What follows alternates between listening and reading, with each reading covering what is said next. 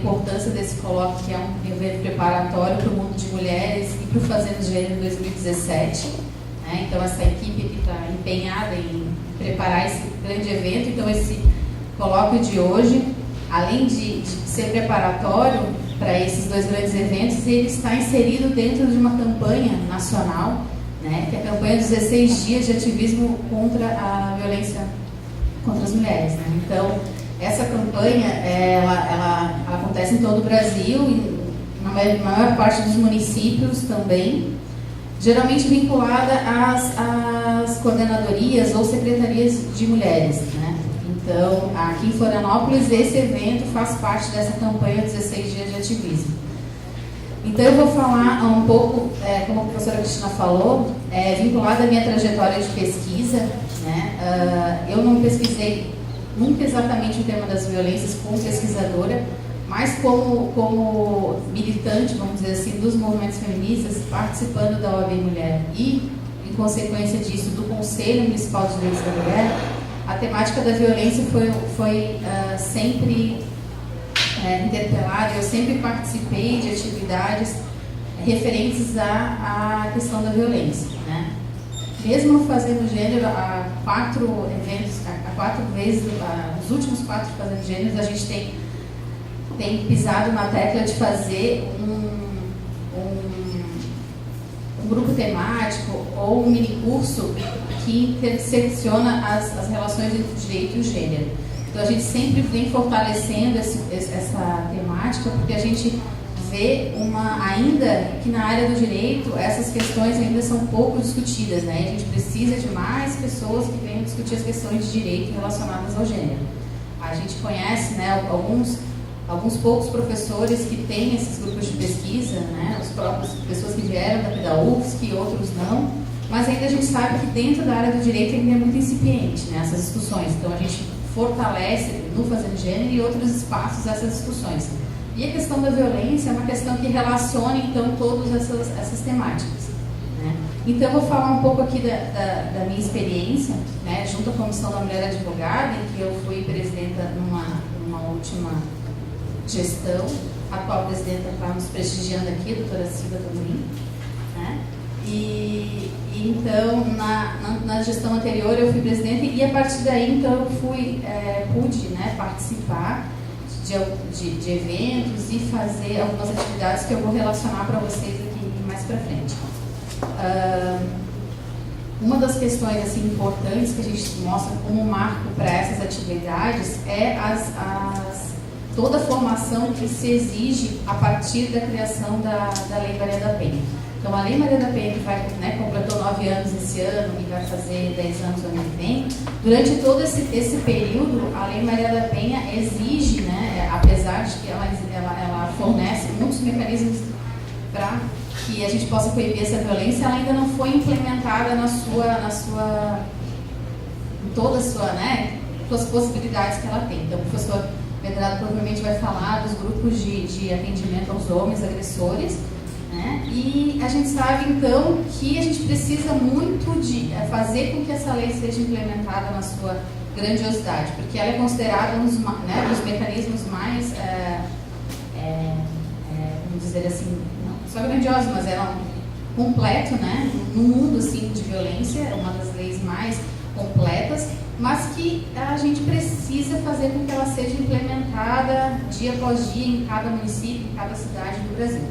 Então, no primeiro dia do evento, a gente teve uma mesa especial sobre a Lei Maria da Penha. A professora Isadora Vieira Machado comentou, então, sobre de como esses foram os movimentos sociais, os movimentos feministas que fizeram parte desse grande grupo que criou a Lei Maria da Penha. Né? Então, a Lei Maria da Penha não foi uma benesse do Estado, ela foi uma penalidade que o Brasil recebeu, né, por não responder de forma adequada ao julgamento referente à Maria da Penha, né, que foi cometida de violência pelo seu ex-companheiro. Então, foi uma penalidade do Brasil e a Lei Maria da Penha, então, é importante que a gente sempre frise que ela foi feita a muitas mãos. Então, ela não é uma lei imposta, como muitas vezes a gente já teve discussão, uma lei que caiu do céu, uma lei que não tem fundamento. Então a gente vê muitas coisas falando nesse sentido, mas que é importante dizer que ela foi uma lei feita de muitas mãos, né? Então ela tem essa questão. E no Brasil a gente tem que pensar que essas questões de violência de gênero, elas estão interpeladas pelas interseccionalidades. Então, assim, não é da mesma forma, né? A gente vem falando isso desde o primeiro dia, que as violências afetam mulheres brancas ou negras, ou diferentes etnias, diferentes gerações, de diferentes mulheres com deficiência ou não, né? E então a gente vai levar em consideração isso. Né?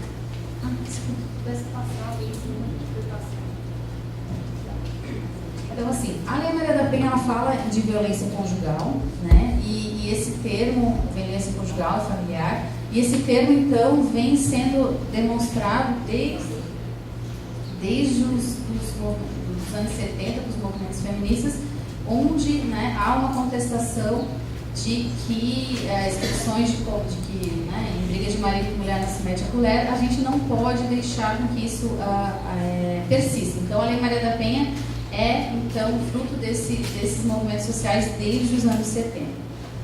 Né? E a gente sabe também que ela é uma lei que é uma das mais conhecidas no Brasil. Né? Teve uma pesquisa do IPEA dizendo isso, que é uma das leis que as pessoas têm mais conhecimento.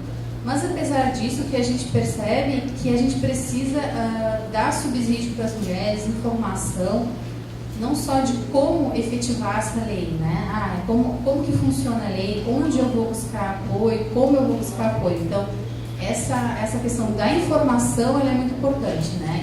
E aí eu vou falar um pouquinho, né, o Conselho da Mulher de Florianópolis, o Conselho Municipal de Direitos da Mulher e a Coordenadoria da Mulher, então, tem essa proposta de fazer com que essa lei chegue, né, às diversas mulheres, nas diversas condições, porque a gente, mesmo que a gente saiba que é uma lei que é muito conhecida, a gente não sabe, muitas pessoas não sabem onde buscar esse apoio.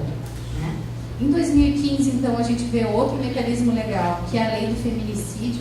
A gente pode passar para esse a lei do feminicídio, que ali, diferente da Lei Maria da Penha, que a gente conseguiu incluir o termo violência de gênero, né, e contemplaria, então, outras formas de violências, não só contra as mulheres, e a interpretação, né, do nosso Supremo já é favorável no sentido de que existe posicionamentos divergentes, mas a grande maioria entende que mulheres trans estariam incluídas nesse tema de violência.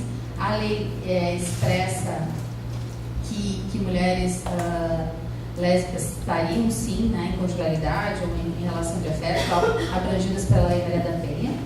Mas a lei do feminicídio vem em um outro momento, em 2015, né, em que a gente presencia uma grande contestação em relação à inclusão do termo, né, do gênero. Né, no Brasil, principalmente, iniciada pelos grupos evangélicos, né? Então essa questão de incluir gênero, ela foi contestada e o termo então da lei do feminicídio ficou a mulher na sua o que seria o feminicídio? Seria o homicídio, a lei do homicídio, né? Teria um agravante se a mulher que esse homicídio fosse cometido pela condição, né, da mulher, né, pelo sexo feminino. Então ficou sexo feminino, não uma questão de gênero.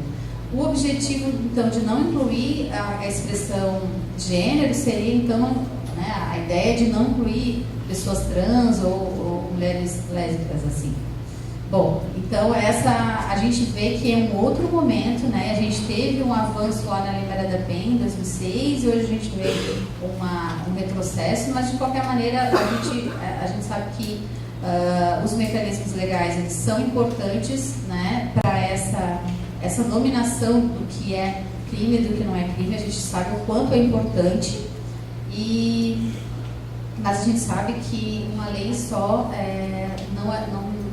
ela não contempla, né, ela, mesmo que ela contemple no instrumento legal todos esses mecanismos, ela não se efetiva se não tiver o constante acompanhamento, né? Porque ela precisa, para ser efetivada, das políticas públicas. A professora Tereza, acho que vai falar um pouquinho, né, especialidade dela. Então, essas políticas públicas precisam ocorrer para que a lei se efetive. Então, não adianta o mecanismo legal se não tiver isso. Né? O que mais... o que a gente vislumbra como práticas, né, como experiência na Comissão da Mulher Advogada, e vou falar um pouco das minhas experiências como representante da Comissão da Mulher Advogada e também do Conselho. Né? Para que se efetive esses atendimentos, a gente gostaria de destacar a importância das delegacias especializadas das mulheres, né? Que nessas delegacias a lei, por exemplo, a Lei Maria da Penha diz que essas pessoas, os atendentes, deveriam ter uma preparação específica para isso, é o que diz a lei. Né? Isso seria o desejado, mas a gente sabe que nem sempre essas pessoas têm uma sensibilidade, um treinamento especial para o atendimento nessas delegacias. O que a gente percebe, né, aqui pelo menos no estado de Santa Catarina, é que os delegados, quando são nomeados para a delegacia da mulher, muitas vezes são como uma punição, né? Não é um desejo estar ali na delegacia. Muitas vezes eles vão como, eu não tenho para onde ir, vão para a delegacia. Diferente do que deveria ser, de que aquelas pessoas que estão ocupando aquele cargo tão importante tivessem uma formação e um desejo de estar ali. Né?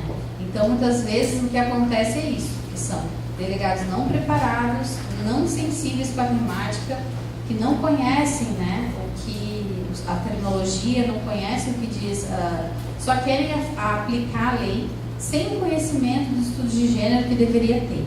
Né? Então, nem os delegados, nem os atendentes. Então, o que acontece é que, em algum momento, por exemplo, como a gente presenciou aqui na nossa coordenadoria e no nosso conselho, né, teve um período aqui em Florianópolis que o delegado isso a gente recebeu através de denúncias, que ele desestimulava os boletins de ocorrência em vez de fazer com que eles fossem em frente. Né? E isso é muito sério, porque na verdade a lei deveria, essas pessoas, o que a gente vê assim, não adianta ter um mecanismo legal se as pessoas que estão ali não entendem como aplicar aquilo, né? Não façam com que aquilo se efetive. Então, o que a gente percebe é que a gente precisa da formação das pessoas e que elas tenham conhecimento dessa importância do registro, né? Que a gente sabe que a violência é subrepresentada ainda, de que não existe, a gente não tem conhecimento real da quantidade de pessoas que são violentadas no Brasil, porque ainda é muito pequeno, né, o número de registros, mesmo que com a Lei Maria da Penha isso tenha se modificado bastante. Então, na Comissão da Mulher Advogada, o que a gente vem fazendo nesses anos é incluir a temática das violências, tanto nos eventos que a gente faz, tanto nas palestras, né, quando a gente é chamado para fazer, como no programa que a OAB tem, que se chama OAB Cidadã, a gente já foi diversas vezes nas comunidades falar do tema da violência, e fazer com que essa temática seja levada não só para dentro da instituição, através da formação das advogadas, dos advogados, mas também nas comunidades, quando buscam nosso entendimento, né? Então, no conselho, como eu já disse, a gente fez já também, atendeu, além da questão da formação que o conselho também faz, né, formação quando é solicitado, e panfletagem, divulgação da lei de quando é solicitado, a gente também então já recebeu denúncias e formulou pareceres nesse sentido de que a lei deve ser aplicada, por exemplo, no caso da Maria da Penha, deve ser aplicada sem interferência então de outros órgãos e muito menos de questões, né, julgamentos morais, julgamentos religiosos interfiram na aplicação da lei. Né? Então a gente vivenciou recentemente isso aqui em Santa Catarina com bastante força, né?